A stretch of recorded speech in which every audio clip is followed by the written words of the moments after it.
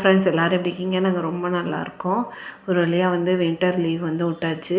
பிள்ளைங்களோட சேட்டை தாங்கவே முடியல ஃப்ரெண்ட்ஸ். இன்றைக்கி டின்னருக்கு சப்பாத்தி இல்லைன்னா பூரி பண்ணிக்கலாம்னு சொல்லி மாவு பிசைகிறேன். மாவு பிசைகிறப்ப உப்பு மட்டும் போட்டுட்டு நல்லா தண்ணி ஊற்றி நல்லா கொஞ்சம் இறுக்கமாக பிசைஞ்சுக்கோங்க. இந்த பதத்துக்கு அப்புறம் ஃபோல்டபுள் டைட்டில் இந்த மாதிரி ஃபோல்ட் பண்ணி ஒரு 5 to 10 மினிட்ஸ் நல்லா பிசைஞ்சிங்க அப்படின்னா சாஃப்டாயிரும் மாவு. ரொம்ப போட்டுலாம் அடிக்கணும் அப்படின்லாம் இல்லை. இந்த மாதிரி ஃபோல்ட் பண்ணி பிசைஞ்சோம்னா இந்த மாதிரி சாஃப்டாயிரும் மாவு. சப்பாத்தி போடுறதுனா ரொம்ப நல்லா டேஸ்ட்டாக இருக்கும் ஃப்ரெண்ட்ஸ். எங்கள் வீட்டில் எங்கள் குட்டி பாப்பா இப்படி தான் நான் என்ன ஒர்க் பண்ணாலும் கவுண்டர் டாப்பில் உட்காந்துக்கிட்டு எதையாச்சும் இதை கூட அதை கொடுன்ட்டே இருப்பாள்.